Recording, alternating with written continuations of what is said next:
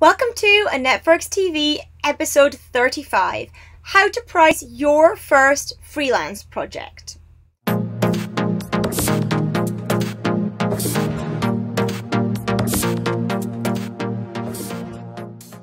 My name is Annette Ferguson. I am CEO of Annette & Co, a UK-based accounting firm. I'm a chartered accountant, certified profit first professional, and financial strategist, and I help business owners take home more money from their business for them and their families to enjoy. So, how do you price your first freelance project? Well, first off, it's really important to know that there's actually no magic formula. Pricing is typically based on how much experience and knowledge you have, what results you can achieve, and what value you provide to your end client. The important thing when you start to figure out where you want to start setting your prices is you need to remember this. You are running a business. A business will have costs. You'll have general costs, bits of software. You'll also have transaction costs, Stripe fees, PayPal fees. You'll need to pay tax. You'll need to have a decent level of take home from the business, and you need to be profitable. All these things need to be rolled into the price that you ultimately charge your end customer or client. You should do some research to understand what people charge for what you want to offer in your industry, but be very, very careful. Do not base your prices off their prices. You have no idea how successful their business is financially. Yes, use research to get you an initial starting point and benchmark, but use that benchmark as the lowball. Use that as the very lowest that you might want to consider charging.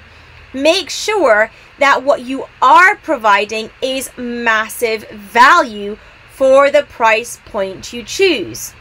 Remember, why are people hiring you? What is it that you are providing? If it's a sales page, they're going to make a lot of money off that sales page. That is the value to them of the sales page. So keeping that in mind as you're starting to think about where to set your prices is massively important. Remember that people will pay £1 million for a logo, and some will pay £10 for a logo. So there are massive variations in prices for the same thing. Where do you want to be seen in the marketplace? What does that look like for you? Where do you want to position your business? And when you're thinking about that as well, I want you to think about pricing based on flat rate or project pricing rather than hourly pricing. Hourly pricing ultimately means that you end up being penalized for your own efficiencies.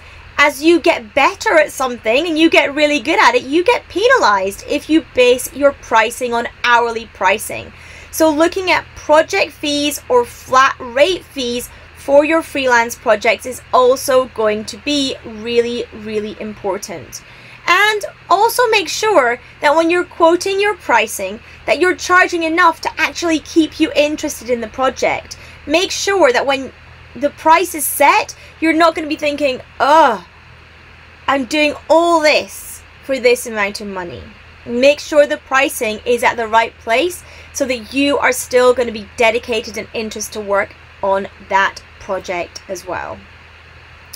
And I want to end by saying, do not discount.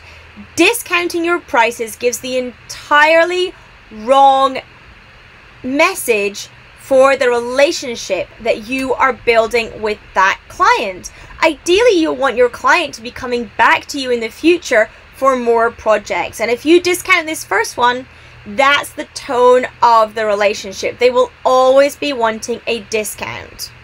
Remember that if somebody says to you, actually, your price is not within my budget, you could have the opportunity to remove some value and therefore reduce the price down when you look at a project or flat fee rate for your pricing. So I hope that this has given you some food for thought around pricing your first freelance project. If you have any questions, do let me know in the comments. I will happily come and answer those. I would love to hear from you. And if you enjoy this video, then please do subscribe to the channel. It would mean a lot to me if you want to subscribe, and then you will know, of course, when I upload new videos. You can come and check those out as well. So thank you so much for tuning in. Until next time, take care.